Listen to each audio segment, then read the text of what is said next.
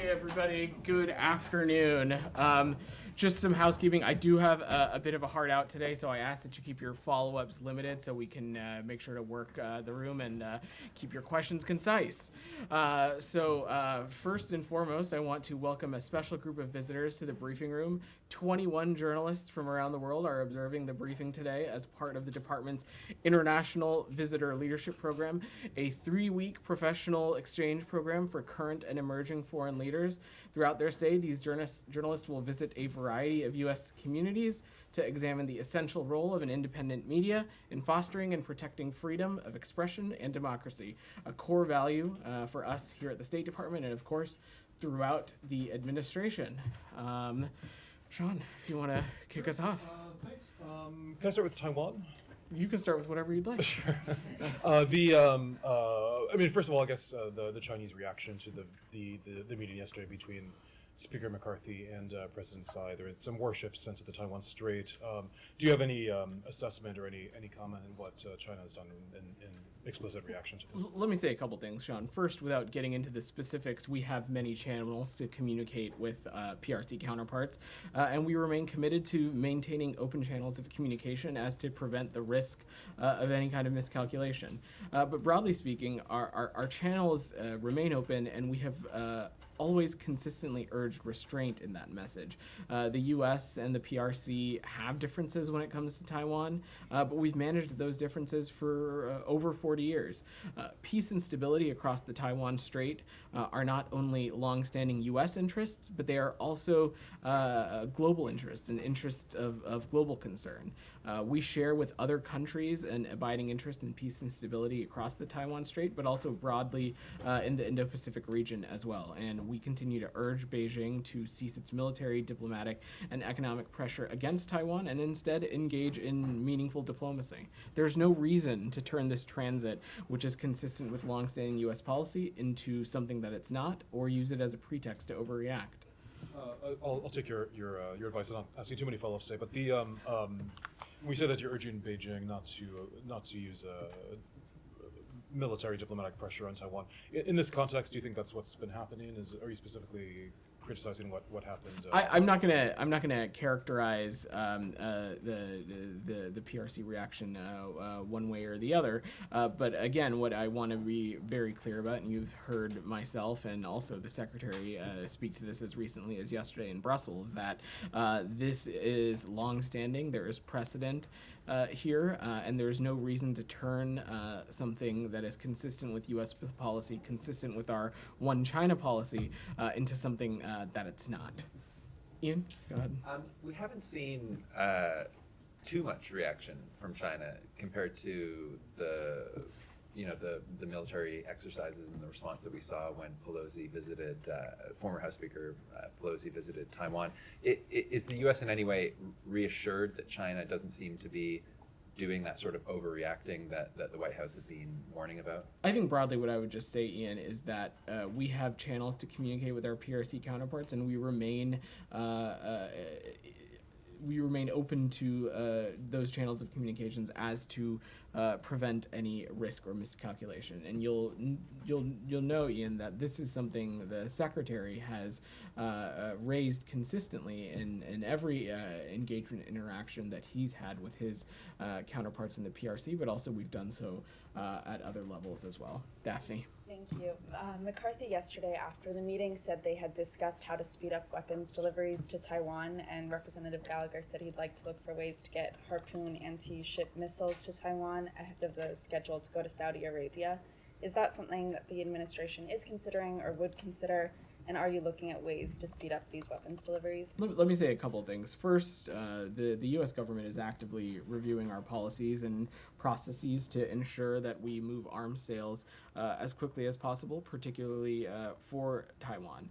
Consistent with the Taiwan Relations Act, the U.S. makes available to Taiwan defense articles and services necessary to enable and maintain a sufficient self-defense capability. But I'm not going to just get ahead of any specific processes just yet. Thank you. Camilla. Just to clarify, this department has said that when the conditions are right, Secretary Blinken's trip to Beijing can be rescheduled. That and when- continues to be the case. And so, and when you say that you have channels to talk to the PRC, this meeting again between McCarthy and the Taiwanese president in no way is a factor determining the timing or when that trip might be rescheduled. You don't see it as a It's problem. it's certainly not a factor on our end. Again, we maintain these open lines of communication. We have been quite clear since a couple of months ago when the trip got rescheduled that we intend to put it back on the calendar when conditions allow.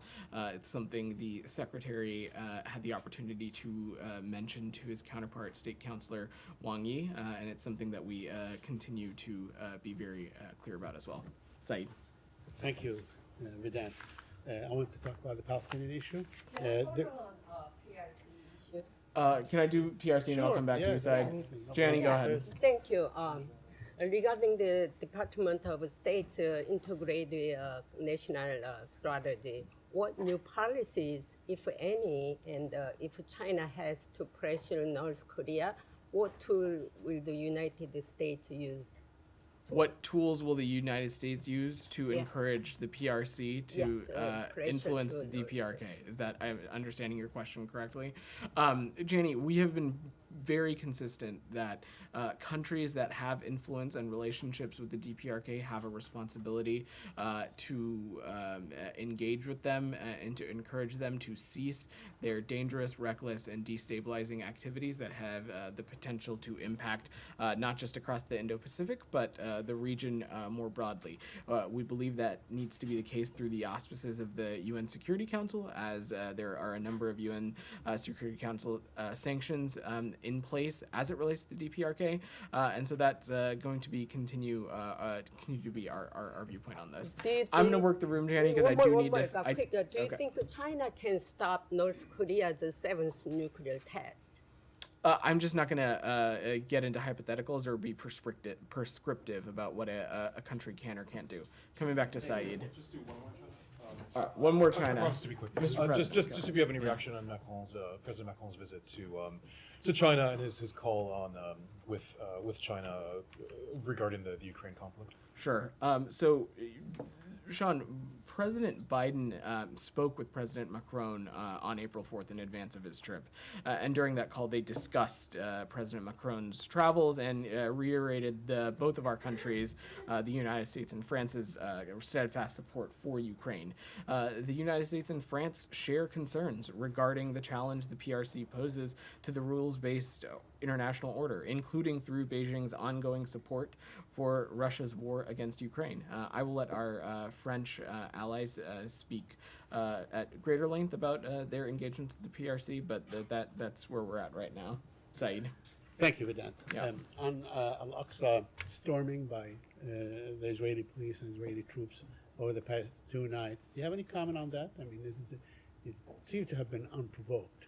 Look, Saeed, we are concerned by the scenes out of Jerusalem, and it is our viewpoint that it is absolutely vital that the sanctity of holy sites be preserved. We emphasize the importance of upholding the historic status quo at the holy sites in Jerusalem, and any unilateral action that jeopardizes the status quo to us is unacceptable, and we call for restraint, coordination, and calm during the holiday season. Have you called the Israelis?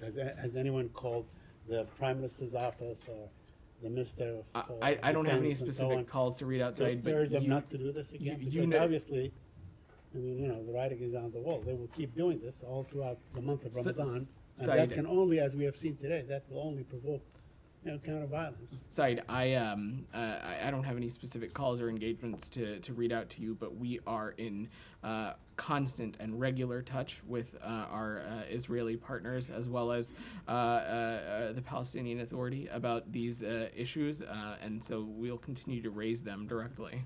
But it has been all along the position of this Secretary of State and this administration that to calm down in Ramadan. That but continues- we have seen exactly the opposite. I mean, it seems that maybe the Israeli government, maybe the Prime Minister himself thinks that by exporting, Saeed, his crisis into the Al-Aqsa, maybe that would help him. Saeed, from this very podium, you have seen myself, you've seen Ned Price and other administration officials emphasized the importance of upholding the historic status quo of these historic holy sites in Jerusalem. And we continue to say quite forcefully that any unilateral action that jeopardizes the status quo is unacceptable. And that continues to be our posture on this. Kathleen, go. I have a couple more questions. Saeed, I really want to make sure that I very work the quickly, room want before I ask have to about go a U.S. upstairs. About a U.S. citizen who's been Okay. incarcerated Briefly. by the Israelis. You know, he's an elderly man. He's a U.S. citizen. He's a well-known businessman from Youngstown, Ohio. You know, he's under administrative detention. Do you have any comment on that? Are you aware of the Said situation? you've covered the State Department long enough to know that when privacy considerations are at play, we have limits to what we can offer from it here. And so what I would say is that we are aware of these reports of the detention of a U.S. citizen in Israel, and broadly we take our very important role in assisting U.S. citizens abroad seriously and are continuing to monitor the situation. Go ahead. Change the topic Yes, go to ahead. Haiti. Can I do Michelle? I'll come back to you. Go ahead, Michelle. Any comment on the escalation of tension between Israel and Lebanon and the rockets attack? Michelle, we condemn the launch of rockets from Lebanon and Gaza at Israel. Our commitment to Israel's security is ironclad, and we recognize Israel's legitimate right to defend itself against all forms of aggression. Gonna come back to you. I'll come back to you if I can, Camilla. Kathleen's had her hand up for some time. Haiti. Go ahead. Haiti. Yesterday, the administration sanctioned and designated Gary Boudreaux, who seems to be one of the more senior political figures that you've done that to, and a long list of corruption allegations. But I wanted to know if you have any evidence that he has financed the gangs or imported weapons for the gangs. And this then leads to the perennial question of, is there any progress on forming any kind of international peacekeeping or security force for Haiti? And then finally, the Montana Accord. What is the administration's position on them, and do you envision them as being part of any future transitional government? Thanks. So on your second question, we're gonna have to follow up with you. We'll check with the team and see if we have any updates to offer. But on the designation that we made yesterday, look, I'm not going to get into the specifics of what we read out, but we were very clear in the Secretary's statement that during his tenure, Boudreaux perpetuated significant corruption in Haiti by using his official position to solicit and facilitate bribery schemes designated to influence the outcome of political appointments. Such acts like these contributed to ongoing violence, instability, and absence of the rule of law in Haiti. And that's why you saw the State Department and Treasury take very serious action yesterday. Hold on, there was some commotion on this side of the room. Michelle, you mentioned that you would condemn any rocket fire, you said, from Israel, Gaza, Lebanon. There's reporting that Israel's Ministry of Foreign Affairs has told its ambassadors to tell host countries that Israel will retaliate to Lebanon's rocket fire. Does that mean you condemn that, or are you going to initiate a statement when that happens? Camilla, what you just heard me say is that we have a very clear viewpoint on this, which is that Israel has legitimate security concerns, and it has every right to defend itself from these legitimate security concerns. I don't have any specific diplomatic communications to read out or offer perspective on, but the Israel has legitimate security concerns and has every right to defend itself. Go ahead. Thank you. So on Georgia, Yeah. we saw the press release yesterday. 4 Supreme Court judges in Georgia have been designated by the U.S. State Department due to their involvement in significant corruption and for undermining the rule of law in Georgia's judicial system. So this sent shockwaves to Tbilisi, and very jittery leaders of the ruling Georgian Dream Party unleashed a full-blown attack against the U.S. Department, State Department, and promised a re-evaluation of the diplomatic relations. Georgian Foreign Minister this morning sent an open letter to the Secretary Blinken, and it said that it was unacceptable and that he hopes that U.S. would either present the evidence or reconsider its decision. What would be your response? Let me say a couple of things. First, from the very beginning, the American people have stood in solidarity with the people of Georgia and their desire to be a free and sovereign country within its internationally recognized borders. And over the last 30 years, we have become strategic partners working toward our shared vision of Georgia fully integrated into the Euro-Atlantic family of nations and part of Europe, whole, free, and at peace. Specifically on the designations that we announced yesterday, we have credible information that these individuals were involved in significant corruption related to their current and former judicial positions. This corruption undermined the rule of law in Georgia. It undermined Georgia's democratic processes. It damaged the public's faith in Georgia's democratic institutions and officials. As we've previously said, information is gathered from a variety of sources, including open source, and we have very credible information to believe that there was significant involvement in this corruption. Alex, I'm gonna work. Okay, let me do one follow-up, Alex, and I'll come back to you. Go ahead. What are the exact actions of these judges that led you to believe that they are engaged in corruption? And if you have those facts, will you send it to the Georgian officials for further investigations? And one more question, please. Do you think that it is timely to impose sanctions on the judges? Don't you think that it might backfire and bring more polarization between Georgian political parties and interfere with Georgia's I'm going to integration stop into you the right there. European The sanctions and designations were just announced yesterday, so I don't think that it is time to lift them, if that was your question. Number one, as I said previously, the State Department has gathered this information from a variety of sources, including open sources. Credible information was obtained that these individuals abused their public positions by participating in corrupt activity, and I'm just not going to get into further specifics from up here. Alex, go ahead. Just a quick follow-up on that. We have seen Georgian interim government taking punitive actions against visit participants. Are sanctions something we should expect more moving forward? The U.S. Will continue to have a number of tools at its disposal to hold these kinds of individuals accountable. Alex, I'm not going to be prescriptive from here. Sure, moving to Russia, please. Go ahead. Russian court will hear from reporter Ivan on April 18th. Just to be clear, the charges against him are trumped up. Do you agree with that? So, Alex, I would point you no further than what Secretary Blinken said about this yesterday in Brussels, in that he was very clear that he had no doubt in his mind that Mr. Gershkovich was in fact being wrongfully detained. Which is, and you saw me speak to this last week, that we believe that there's no reason to believe any of these charges. We are working through the formal determination process and the policy process in which those work out. I don't have any update to offer on that beyond what Secretary Blinken said yesterday. But broadly, we have no higher priority than the safety and security of American citizens around the world, including those that are being wrongfully detained, or being held hostage. Can you just walk us through the process without naming a name or this particular case? What does it look like? Does it also include Secretary talking to Lavrov and some other? Well, the Secretary spoke to Lavrov. He spoke to Lavrov on Sunday, and he was very clear that the United States found this detention unacceptable, and he called for his release. And he also called for the release of wrongfully detained American citizen Paul Whelan as well. And the question: why is it taking this long?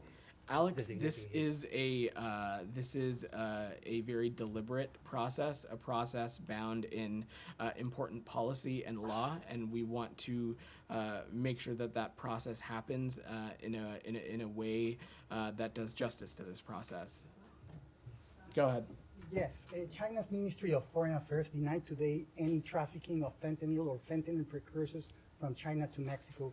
This happens, as you know, after the Mexican president said there is no production of fentanyl in Mexico and asked China for help. What does the U.S. has to say about this? I've spoken about this a little bit broadly. The Secretary views the threat of, that fentanyl poses as an important priority of his, and a specific piece of that, of course, is fentanyl precursors originating from China and other parts of the world. But I don't have anything new to update or offer on that. Go ahead. Thank you. Yeah. Thank you. And on Bangladesh, Yeah. recent investigative documented by German-based news organization Deutsche Welle and Sweden-based Netro News have jointly revealed that Bangladesh Allied Force RAB, Rapid Action Battalion, has been involved in extrajudicial and political killings. For the first time, two insiders turned whistleblowers have now spoken out about the inner working of the death squad and said, without the approval of the Prime Minister, it is very unlikely that the Home Minister would give an order like this. In light of these in light of these, which suggest series of human rights violation, abuse of power by the Bangladeshi government, we would like to know if the US government is considering extending or imposing sanction on Ministry of Home Affairs. I'm not gonna preview any actions from up here, but we will examine the allegations in this article and video very carefully, and we hope the Bangladeshi government will do the same. Broadly, perpetrators of human rights should be held accountable. Samira, put your hand up. Thank you so much. It's about Tomaj Salehi, a singer and a political prisoner in Iran. It's been reported that he needs immediate medical assistance. Do you have any comments on that? So we're aware of these reports of authorities torturing Tomaj Salehi and his need for urgent medical attention. The Iranian regime's treatment of Tomaj would unfortunately be only the latest in a long line of human rights abuses perpetuated by the regime. We call on Iran's leadership to release Tomaj now, release all political prisoners now, and provide Mr. Salehi with the needed medical attention. Iran's harsh treatment of political prisoners is meant to intimidate people and suppress dissent, and it simply underscores just how much Iran's leadership fears its own people, particularly young people like Tomaj. Michelle, you had your hand up? Okay, let me do one Iran question from Geeta, and then Michelle, I'll come to you. You had your hand up. Go ahead, Geeta. Thank you, Vedant. It's about reestablishment of diplomatic ties between Iran and Saudi Arabia. The Biden administration has always said it supports any initiative to bring peace and calm to the region. How does the administration see this development between those two countries? Are you talking about a specific meeting or engagement? Well, right now in China, the two foreign ministers Right. of Iran and Saudi Right, Arabia have met. that's what I was trying to get at. So, look, Geeta, a meeting of Iranian and Saudi foreign ministers is an expected step in the dialogue process, and as we've said before, we've long encouraged direct dialogue and diplomacy, including between Iran and its neighboring regional government, to help reduce tensions and risk conflict. If this dialogue leads to concrete actions by Iran to curb its destabilizing activities in the region, including the proliferation of dangerous weapons, then of course we would welcome that. Geeta, the one thing that you have to remember is that in the kingdom we have almost 80,000 American citizens residing in Saudi Arabia.